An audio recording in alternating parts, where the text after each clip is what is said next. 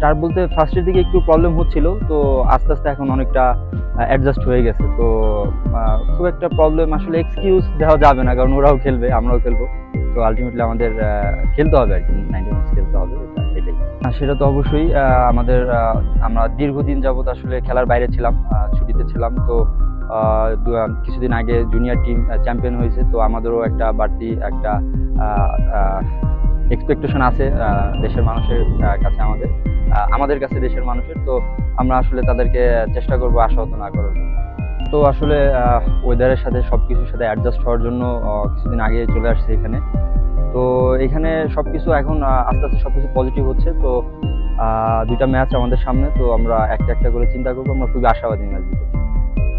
লক্ষ্য বলতে আসলে আলটিমেটলি আমাদের ম্যাচ দুটা যেভাবে হোক উইন হওয়া খুবই ইম্পর্টেন্ট।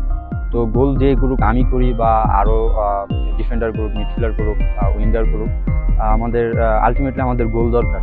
তো গোল করার জন্য যা যা করতে হয়, কোচ যেভাবে নির্দেশনা দিয়েছে সেভাবে আমরা সবকিছু বাস্তবায়ন করবো ইনশাল্লাহ।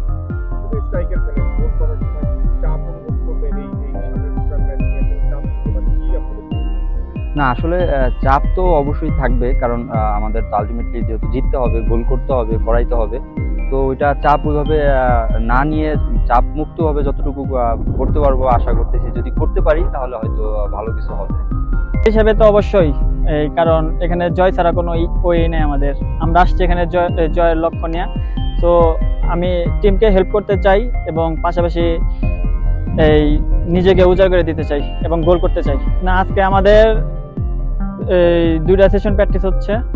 আজকে সবাই ভালোভাবে প্র্যাকটিস করতে পারছে। কালকে যেমন লাস্ট ইয়েস্টারে যেমন আমাদের একটা দমের একটা যেমন সমস্যা হয়েছে, আজকে আমাদের সবার ভিতর এই সমস্যাটা হয় নাই। আশা করি যে যেহেতু আমাদের হাতে আরো একটা দিন সময় আছে, আমার মনে হয় যে কালকে যদি আমরা আরো ভালো করে প্র্যাকটিস করতে পারি, ইনশাল্লাহ এই ঈদ আমাদের ভিতরে কেটে যাবে। দেশবাসীর কাছে অবশ্যই দোয়া থাকবে যে আমাদের যেন সাপোর্ট করেন বেশি বেশি করে, এন্ড আমাদের জন্য যেন দোয়া রাখে, যেন আমরা যেন ফার্স্ট ম্যাচটা ভালো করে খেলে উইন করতে পারি।